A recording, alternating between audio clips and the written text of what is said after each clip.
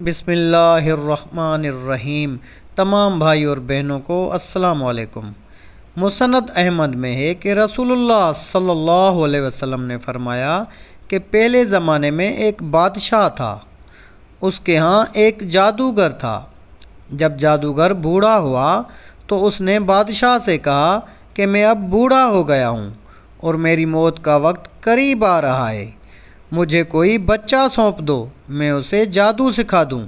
چنانچہ ایک ذہین لڑکے کو وہ تعلیم دینے لگا۔ لڑکا اس کے ہاں جاتا تو راستے میں ایک راہب کا گھر پڑتا، وہ عبادت میں اور وعظ و نصیحت میں مشغول ہوتا، یہ بھی کھڑا ہو جاتا اور اس کے طریقہ کار اور عبادت کو دیکھتا اور وعظ سنتا، آتے جاتے یہاں رک جایا کرتا تھا۔ جادوگر بھی مارتا اور باپ بھی مارتا، کیونکہ وہاں وہ دیر سے پہنچتا اور یہاں بھی دیر سے آتا۔ ایک دن بچے نے راہب کے سامنے یہ شکایت پیش کی۔ راہب نے کہا، جب جادوگر تم سے پوچھے کہ کیوں دیر ہو گئی تو کہنا کہ گھر والوں نے روک لیا تھا، اور گھر والے بگڑے تو کہنا جادوگر نے روک لیا تھا۔ یوں ہی ایک زمانہ گزر گیا، ایک طرف تو وہ جادو سیکھتا اور دوسری طرف کلام اللہ اور اللہ کا دین سیکھتا تھا۔ ایک دن یہ دیکھتا ہے کہ راستے میں ایک زبردست ہیبت ناک سانپ پڑا ہے، جس نے لوگوں کی آمد و رفت بند کر رکھی ہے۔ ادھر والے ادھر اور ادھر والے ادھر ہیں، اور سب لوگ ادھر ادھر پریشان کھڑے ہیں۔ اس نے اپنے دل میں سوچا کہ آج موقع ہے کہ میں امتحان لوں، راہب کا دین خدا کو پسند ہے یا جادوگر کا۔ اس نے ایک پتھر اٹھا کر اور یہ کہہ کر اس پر پھینکا کہ اے خدایا، اگر تیرے نزدیک راہب کا دین جادوگر کی تعلیم سے زیادہ محبوب ہے تو اس جانور کو اس پتھر سے ہلاک کر دے، تاکہ لوگوں کو اس بلا سے نجات مل جائے۔ پتھر لگتے ہی وہ جانور ہلاک ہو گیا اور لوگوں کا آنا جانا شروع ہو گیا۔ اور پھر لڑکے نے جا کر راہب کو خبر کر دی۔ اس نے کہا، پیارے بچے، آج کے دن تو مجھ سے افضل ہے، اب خدا کی طرف سے تیری آزمائش ہوگی، اگر ایسا ہوا تو لوگوں کو میری خبر نہ کرنا۔ اب اس بچے کے پاس حاجت مند لوگوں کا تانتا لگ گیا۔ اس کی دعا سے اندھے، کوڑی، جذامی اور ہر قسم کے بیمار اچھے ہونے لگے۔ بادشاہ کے ایک نابینا وزیر کے کان میں یہ بات پڑی۔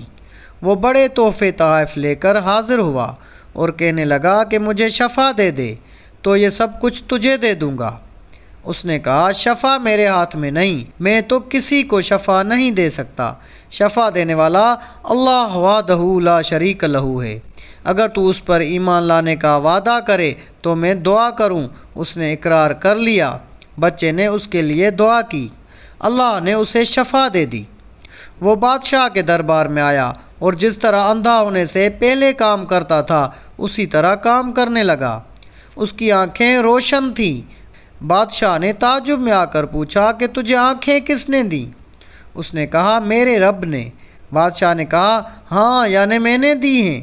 وزیر نے کہا، نہیں نہیں، میرا اور تیرا رب صرف اللہ ہے۔ اور اب بادشاہ نے اس کی مار پیٹ شروع کر دی اور طرح طرح کی تکلیفیں دی اور پوچھنے لگا، تجھے یہ تعلیم کس نے دی؟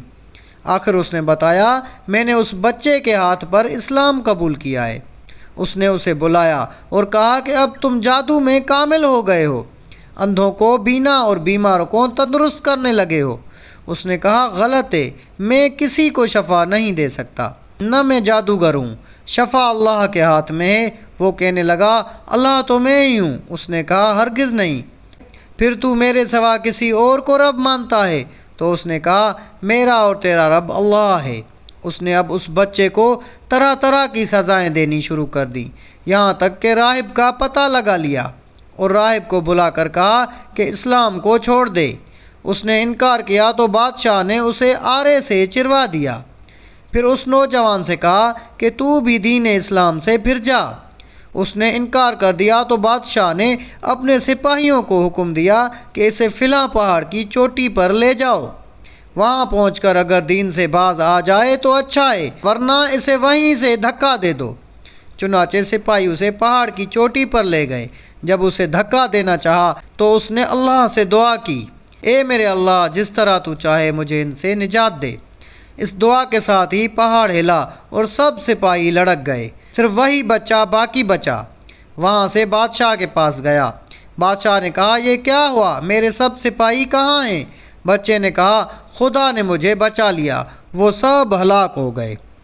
بادشاہ نے اپنے دوسرے سپاہیوں کو حکم دیا کہ اسے کشتی میں بٹھا کر لے جاؤ اور سمندر میں پھینک آؤ۔ یہ لوگ اسے لے کر چلے۔ بیچ سمندر میں پہنچنے کے بعد جب اسے پھینکنا چاہا، پھر وہی دعا کی، اے اللہ، تو مجھے جس طرح چاہے ان سے بچا۔ دعا کے ساتھ ہی موج اٹھی اور سارے کے سارے سپاہی سمندر میں ڈوب گئے، صرف وہی بچہ باقی بچا۔ پھر وہ بادشاہ کے پاس آیا اور کہنے لگا، میرے رب نے مجھے بچا لیا، اور اے بادشاہ، تو چاہے کتنی تدبیریں بھی کر لے، تو مجھے ہلاک نہیں کر سکتا۔ صرف ایک صورت ہے جس طرح میں کہوں، اگر تو اس طرح کرے تو میری جان نکل سکتی ہے۔ اس نے کہا، وہ کیا ہے؟ اس بچے نے کہا، تمام لوگوں کو ایک میدان میں اکٹھا کرو اور ایسے پڑھ کے شروع اللہ کے نام سے جو اس بچے کا رب ہے۔ ایسے پڑھ کر تیر میری طرف پھینک، وہ مجھے لگے گا اور میں مر جاؤں گا۔ بادشاہ نے یہی کیا۔ تیر بچے کی کن پٹی میں لگا، اس نے اپنا ہاتھ اس جگہ رکھ لیا اور راہ خدا میں شہید ہو گیا۔ اس کے ساتھ ہی چاروں طرف سے یہ آوازیں بلند ہونے لگی، ہم اس بچے کے رب پر ایمان لائے۔ یہ حال دیکھ کر بادشاہ کے ساتھی بڑے گھبرائے اور کہنے لگے، ہم تو اس بچے کی ترکیب سمجھے ہی نہیں۔ دیکھیے اس کا اثر کیا پڑا کہ سب لوگ ہی دین اسلام میں داخل ہو گئے۔